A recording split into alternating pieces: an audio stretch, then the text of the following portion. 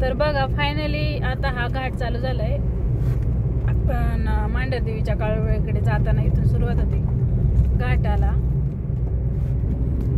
तर बघा उजेडल्यामुळे आता दिसतंय डोंगर. मागाशी मी तिकडे दाखवलं ना, तो काय दिसत नव्हतं एवढं.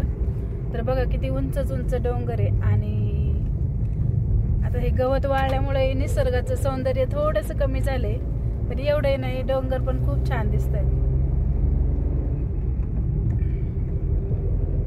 आणि रस्त्याला गाड्यांची गर्दी पाहून असं वाटतंय की गर्दी भरपूर असणार आहे. फक्त दर्शन छान व्हावं एवढीच अपेक्षा आहे आमची.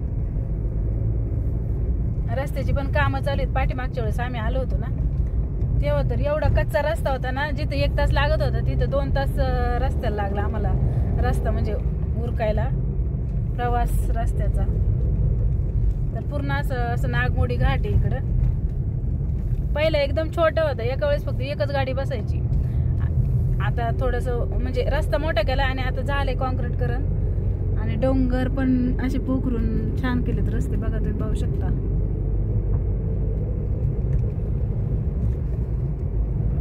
तर बघा हे पुढे चाललेल्या छोटा हत्ती नाव हा कॅरी गाडी आहे, पण त्याला छोटा हत्ती काय, मला एवढे गाड्यांची नाव नाही माहित. तर हे बघा ह्या सगळ्या मावशी कशा मस्त आल्यात, कानाला बांधून स्वेटर घालून. देवीची भक्ती, देवीला दर्शनासाठी देवीच्या. सगळे लोक इथं आरती चालली देवीची घाटाच्या तोंडाला देवीच्या आरतीची. काय लोक ना भरपूर मूर्ती घेऊन आलेत दर्शनासाठी. ज्यांच्या घरात मूर्ती असते ना ते. फायनली आम्ही इथं पोहोचलोय. आणि आता तिकडून सूर्य येतोय, त्यामुळे मला तुम्हाला ते ट्रॅफिक म्हणजे गाड्या दाखवता येत नाही. पार्किंग किती मोठे इथं. आता आम्ही पण चाललोय गाडी लावायला. एवढी गर्दी ना प्रचंड, म्हणजे गाड्या पाहूनच गर्दीचा अंदाज येतोय.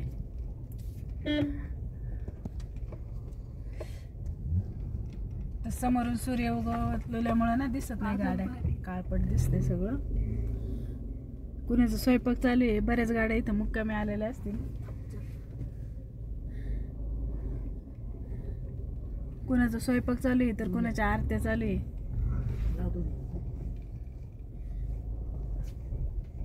जायला वर जायला रस्ता असंच जातो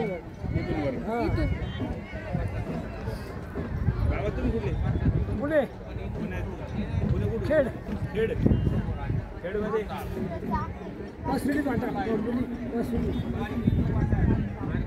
किती वाजता आलते? आम्ही इथं 5ला आलो होतो. होय, मग तरी सकाळपासूनच गर्दी आहे मला.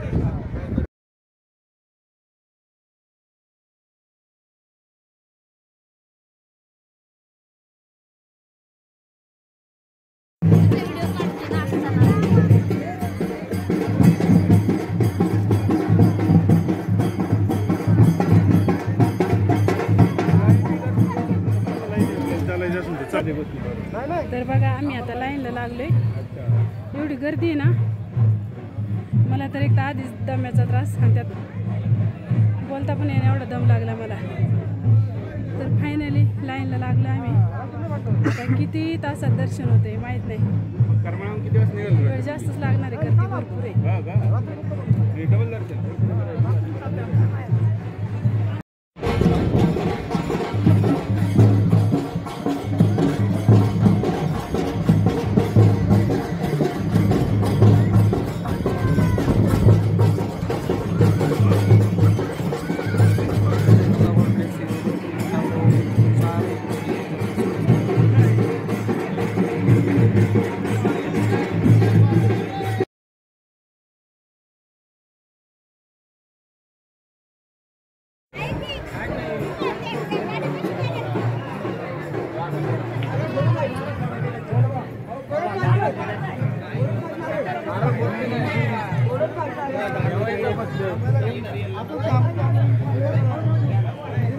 चला पेढे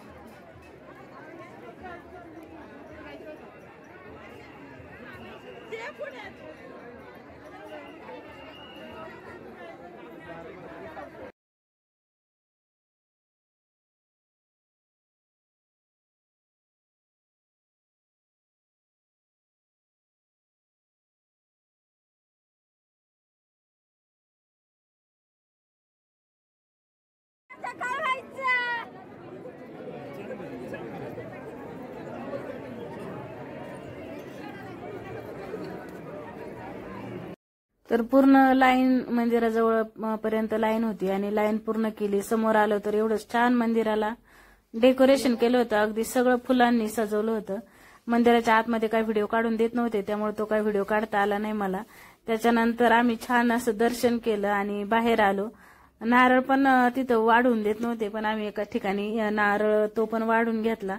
आणि त्याच्यानंतर आहे ना तिकडे ब्लॉक्स बसवलेत ना पाठीमागे, तिकडे बसायचं होतं आम्हाला उन्हाला जरा वेळ, कारण थंडी पण वाजत होती. आणि असं म्हणतात की देवीच्या कोणत्याही देवाच्या दारात जरा वेळ थोडंसं बसलं पाहिजे म्हणून. तर इकडे बरीचशी लोक लवकर दर्शन करून उन्हाला इथं छान बसली होती. ब्लॉक्स बसवलेत आणि उन्हाला ऊन छान वाटत होतं. कारण तुम्ही व्हिडिओ पाहणार गेलात की नाही माहित नाही, पण काळूबाईच्या गडावर आहे ना पौष महिन्यात ना एवढी थंड हवा चालती ना की भरपूरच गारवा असतो हवे तिथल्या. आणि आम्हाला पण खूप थंडी पण वाजली होती आणि भूक पण लागली होती. त्याच्यानंतर आहे ना आम्ही ना इथे काय भेटतंय का ते पाहिलं, तर तिथं वडापाव आणि चहा भेटत होता. मग आम्ही सगळ्यांनी इथे ना वडापावचा नाश्ता केला, कारण सकाळी ना 4 वाजता लवकर उठल्यामुळे ना भूक तर खूप लागली होती मुलांना पण आणि मला पण आणि साहेबांना पण. आणि नंतर सार्थकने बघा इथे ना ते फुगे उडवण्यासाठी एक म्हणजे फुगे उडवण्याचं विकत होता एक माणूस, तर हा लगेच गेला आणि घेऊन आला आणि तिथे फुगे उडवत बसला. तोपर्यंत बघा मी तुम्हाला दाखवते की इकडे ना असं गाव असल्यासारखं दिसते, पण हे गाव नाही, प्रचंड गर्दी, गाड्या पार्किंग केलेल्या आहेत हे दिसतात. असं वाटतंय घरांसारखं वाटत होतं ते. त्याच्यानंतर मग आम्ही निघालो खाली, कारण बराच वेळ इथं जवळजवळ 1 तासभर आम्ही उन्हात बसलो होतो वरती. आणि आता आम्ही उतरून खाली चाललो होतो, कारण गर्दी वाढत होती खूप. तुम्हाला पाठीमागे दिसत असेल. आता वरती जाणाऱ्यांची संख्या जास्त वाढली होती आणि खाली येणाऱ्यांची कमी होती गड उतरून. त्याच्यानंतर मी ना इथे प्रसाद घेतला लायांचा आणि पेड्यांचा पण, कारण घरी पण द्यायला लागतो आणि इथून गेल्यानंतर सवासणी पण घालायचे असतात ना, मग त्यांना पण द्यायला लागतो. त्यासाठी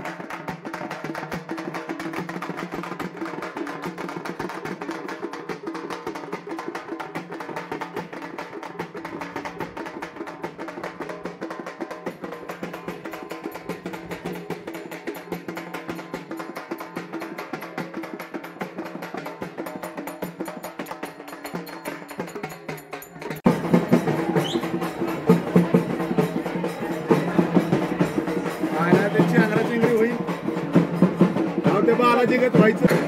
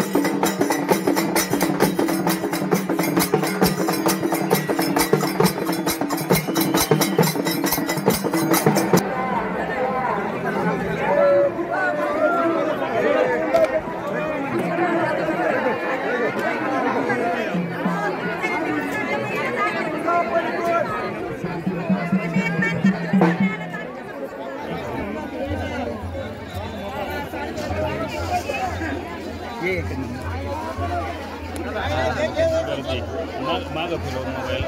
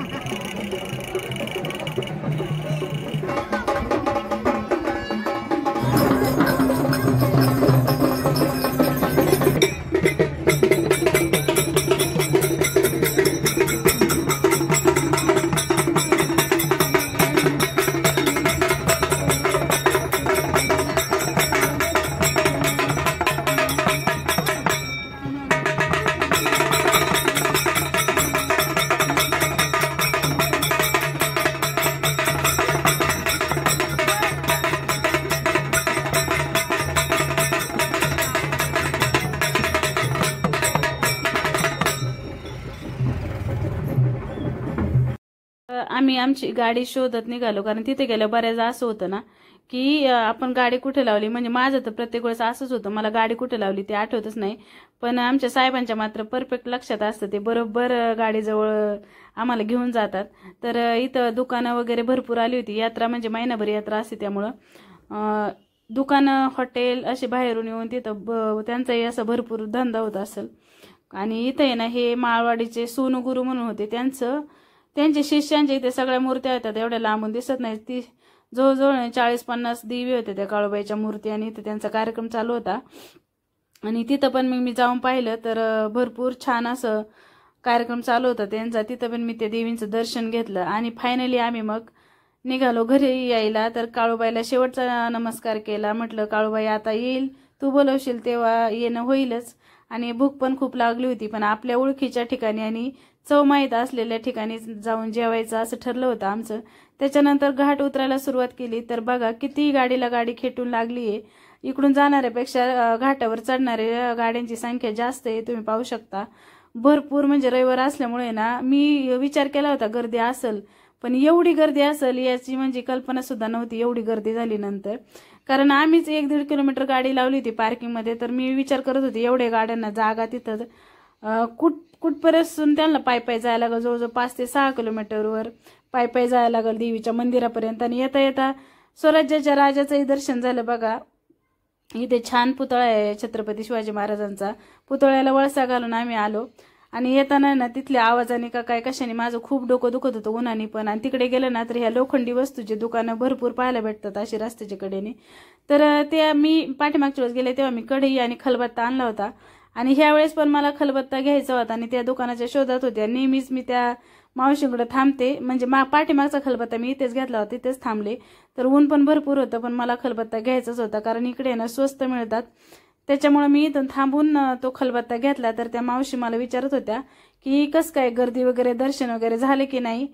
तर त्यांच्याशी बोलून खलबत्ता घेऊन मग आम्ही निघालो. तर बघा छान अशी नदी लागली डोळ्यांना, त्या नदीकडे पाहून खूप छान वाटलं. नंतर आम्ही एका ढाब्यावर गेलो आणि तिथे ना जाऊन मनसोक्त जेवण केलं, कारण खूप भूक लागली होती सगळ्यांनाच. चला मग व्हिडिओ इथेच एंड करते. Bye bye, Tata.